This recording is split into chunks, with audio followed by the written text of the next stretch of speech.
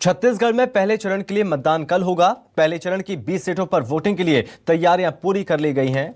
Helicopter से polling पार्टियां रवाना हुई।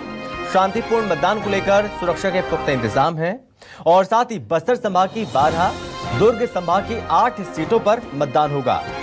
पहले चरण में 25 महिला समेत मैदान में है 223 उम्मीदवार। पहले चरण में 40,78,681 मतदाता अपने मत का प्रयोग करेंगे, यानी कि मतदान करेंगे। 10 विधानसभा क्षेत्रों में सुबह 7 बजे से 3 बजे तक मतदान होगा। 10 विधानसभा क्षेत्रों में सुबह 8 बजे से 5 बजे तक मतदान होना है। तो तैयारियां तेज हैं और इस बीच पोलिंग पार्टियां रवाना कर दी गई हैं। पहले चरण के लिए सुरक्षा व्यवस्था भी पुख्ता कर दी गई और साथ ही 20 सीटों पर जो चुनाव होना है उसको देखते हुए पूरी तरह से प्रशासन भी अलर्ट मोड पर नजर आ रहा है। हेलीकॉप्टर से पोलिंग पार्टियों को रवाना किया गया। सुबह 7 बजे से 3 बजे तक मतदान होगा और 10 विधानसभा क्षेत्रों में सुबह 8 बजे से 5 बजे तक मतदान होना है।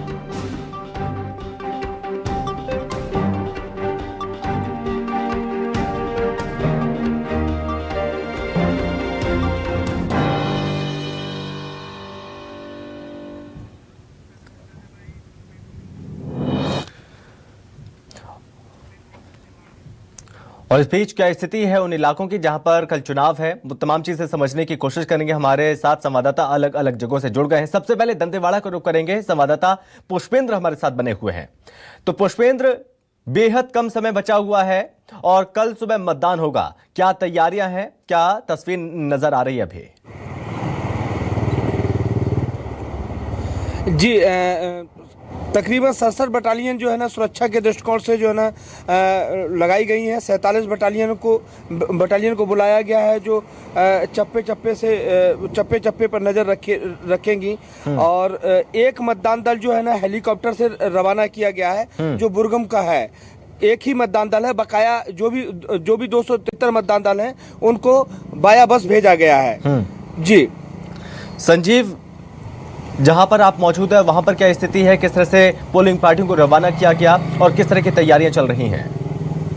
देखिए, चुनाव को लेकर जो तैयारियां चल रही है वो लगातार कई दिनों से चल रही थी, लेकिन आज जो है सुबह से ही जिला प्रशासन और पुलिस प्रशासन द्वारा जितने भी मतदार दल हैं जो उन्हें वहाँ पर रवाना कर दिया गया है। जो अंदरूनी इलाके हैं वहाँ सुबह से ही बसों द्वारा उनको पहुँचा दिया गया सुरक्षा के साथ में।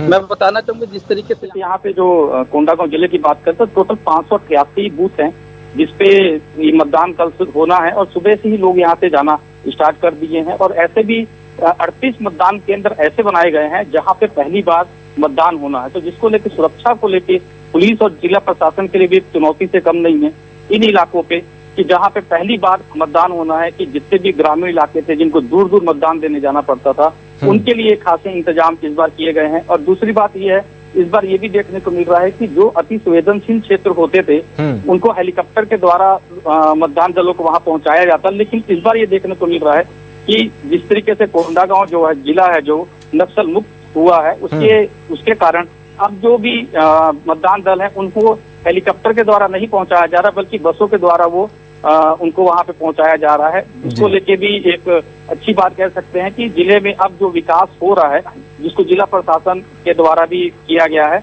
और अब जो मतदान दल है वो सुरक्षित बसों के द्वारा उन क्षेत्रों में पहुंच रहे हैं जहां पहले नक्सल इफेक्टेड एरिया हुआ करता था, जिनको हेलीकॉप्टर के द्वारा मतदान दलों को वहां पहुंचाया जाता था। और ये जो कोंडागांव की सीट है काफी हाई प्रोफाइल सीट है।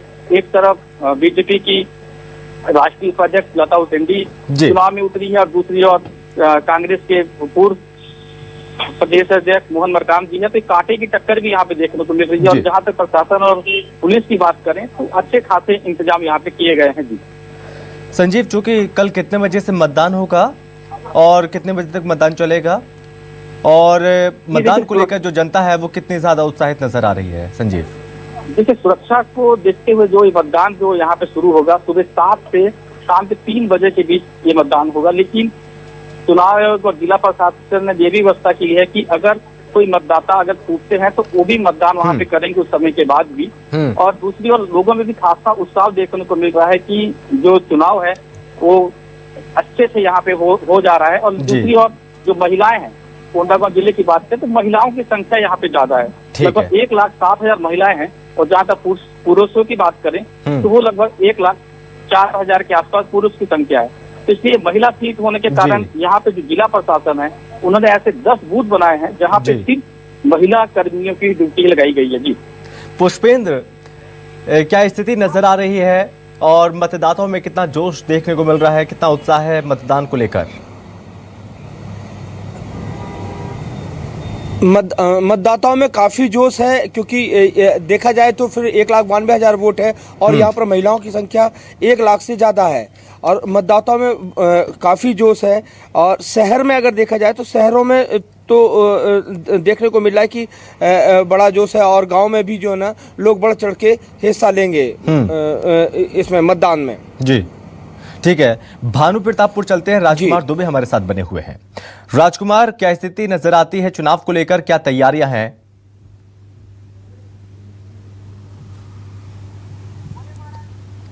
राजकुमार, आप तक आवाज पहुंच रही है मेरी?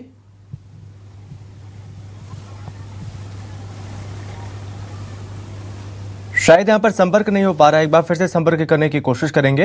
एक बार फिर से रुक करते हैं संजीव का। संजीव हमारे साथ कोंडागांव से बने हुए हैं। तो संजीव, आपने बताया कि कितने महिला मतदाता हैं और कितने पुरुष मतदाता, युवा वोटर्स की अगर हम बात करें, इस बार युवा वोटर्स कितने हैं और जागरूकता के लिए किस तरह से कैंपेन चलाया गया निर्वाचन आयोग की ओर से, ताकि जो मत प्रतिशत है उसमें ज्यादा बढ़ोतरी देखने को मिल सके? देखिए, मतदाताओं को जागरूक करने के लिए स्वीप के माध्यम से कई कार्यक्रम कोंडागांव जिले में कई बार संचालित किए जा चुके हैं और मतदाता जो युवा मतदाता हैं, तो कई ऐसे फर्स्ट टाइम वोटर भी हमारे साथ थे, उनसे भी हमारी बात हुई थी। तो उनका ये कहना था कि इस बार जो फर्स्ट टाइम अगर हम मतदान करेंगे तो उसको लेकर काफी उत्साह उन्होंने देखा जा रहा था और लगातार जो मतदाता है उनमें एक खासा उत्साह है जी मतदान को लेकर कि 5 साल के बाद ऐसा मौका मिलता है उनको मतदान करने का, अपने मतों का उपयोग करने का, कि किस तरीके से वे अपना मतदान यहाँ पे करेंगे। और यहाँ पे अभी जो माहौल दिख रहा है खासा उत्साह है। मतदान दलों का में काफी उत्साह नजर आ रहा है कि जो मतदान दल जो रवाना हो रहे हैं उनमें एक चेहरे में खुशी थी, जो कि पहले जो मतदान होते थे तो एक उनके दहशत का माहौल होता था चुनाव को लेकर कि नक्सली एरिया में जाना है, तो हमेशा नक्सलियों का जो खौफ था वो बना रहता था। लेकिन इस बार ये जिले में ये देखने को नहीं मिल रहा है। ठीक है राजकुमार, अभी आपके पास आवाज पहुंच रही है मेरी? यस, आ रही है जी। राजकुमार, तैयारियां किस तरह की चल रही हैं? क्या तैयारियां की गई सुरक्षा को लेकर थी?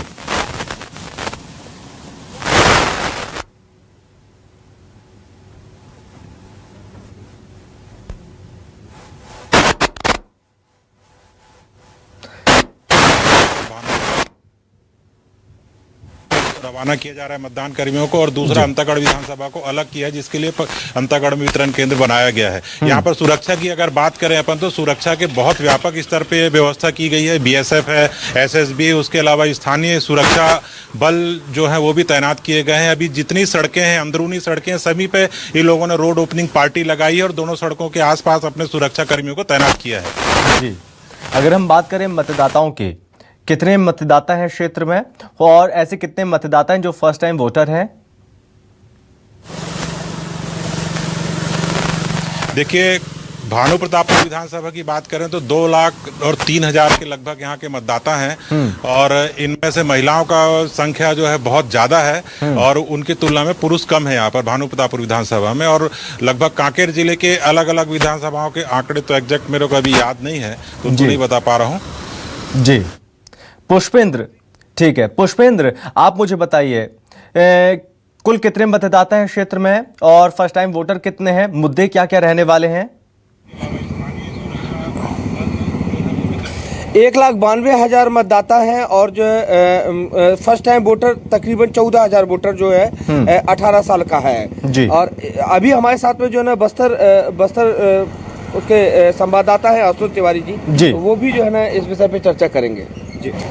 जी देखिए, युवाओं की बात की जाए तो युवा काफी ज्यादा हैं और युवा ये इस बार जो है उम्मीद कर रहे हैं कि जो आने वाली सरकार है उसको जो है वो अपने मन से चुने, क्योंकि युवा काफी ज्यादा जो एक्सपेक्ट करते हैं सरकार को लेकर, और यही वजह है कि युवाओं की उम्मीद है, क्योंकि हमने जब अलग अलग बात की है, युवाओं से चर्चाएं की है कि युवा क्या सोच के जाएंगे, तो वो यही चाहते हैं कि उनको एजुकेशन एक जो है वो मिले, और जो रोजगार है, रोजगार का काफी ज्यादा एक्सपेक्टेशन जो है वो करते हैं, क्योंकि पीएससी घोटाला जो है एक बड़ा मामला है और उसको लेकर काफी ज्यादा युवाओं में नाराजगी भी हमको नजर आई, और यही वजह है कि वो चाहते हैं कि एजुकेशन तो ठीक है, आप एजुकेशन दीजिए, क्योंकि बस्तर जो इलाका है वो काफी पिछड़ा इलाका है और एजुकेशन की कमी है। दंतेवाड़ा की बात की तो दंतेवाड़ा में एजुकेशन हब बनाया गया था, लेकिन युवा जो है वो यहाँ पर कुछ दिनों तक जरूर रोजगार किए हैं, लेकिन रोजगार की संभावनाएं यहाँ से चली गई हैं, और यही वजह की युवाओं में नाराजगी है। लेकिन कहीं ना कहीं कांग्रेस सरकार जो है युवाओं को वाली बात होगी कि कल जब मतदान का दिन होगा तो जो युवा है, जो यहाँ के पुरुष है और महिला मतदाता है, किन मुद्दों को ध्यान में रखते हुए